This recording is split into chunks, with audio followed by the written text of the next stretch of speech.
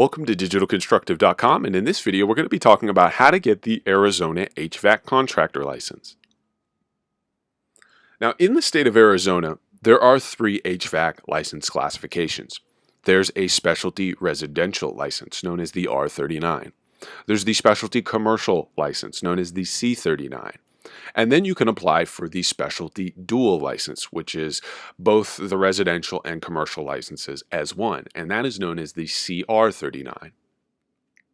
Now, the basic requirements for an Arizona HVAC license are that you're at least 18 years of age. You'll need a valid driver's license or USAID. You'll need a social security number, and you've got to be a legal business entity. Now, licenses in Arizona can only be issued to sole proprietorships, which are individuals. They can be issued to partnerships, limited liability companies, or corporations. Now, every entity has to have a qualifying party, and this person must have 4 years journeyman level experience performing HVAC work. Now, how long does it take to get licensed in Arizona? This time frame fluctuates based on a variety of different factors, but what's going to happen is you're going to determine which exam you want to take, so which license you're going for. You'll apply for an exam date. You'll complete a background check. You'll form a legal business entity, and you'll submit your application with your passing score to the Arizona Registrar of Contractors. Now, the Arizona Business Management exam is the exam that all Arizona contractors have to pass. It's an Arizona construction law exam. It's 180 minutes, it's 80 questions, and you've got to get at least a 70% passing score.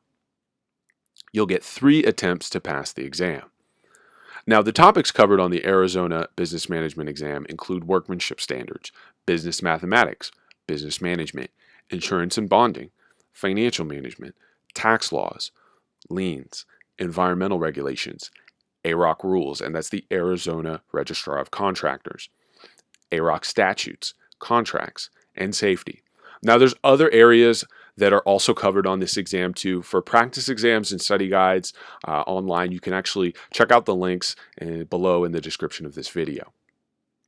Now, HVAC topics cover warm air and heating, ventilation, controls and motors, sizing and estimating, piping and tubing, ducts and insulation, evaporative cooling, inspections and testing. Now, the trade exam that you decide to take depends on a few different factors. You can take the Arizona Registrar of Contractors trade exam, or in some cases, you can even take the NASCLA exam. For more information on which one you'll need to take or which one you'll want to take, and a little bit more information about NASCLA and the trade exam in Arizona, check out our website. We go into greater detail. We've got links below covering that. Now, the costs for an Arizona contractor license are you're going to pay a state application fee. You'll pay a license activation fee. You'll pay into the recovery fund assessment, and you'll also cover a background check. You've got to have a contractor bond and workers' comp if you do have employees, and you'll cover the cost of testing fees.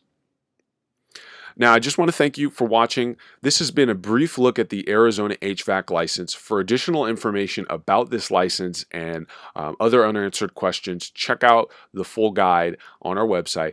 We've got information on trade skills and much more, but any questions that you have, feel free to drop them in the comments. Like and subscribe to our channel. But again, this is digitalconstructive.com, and thanks again for watching.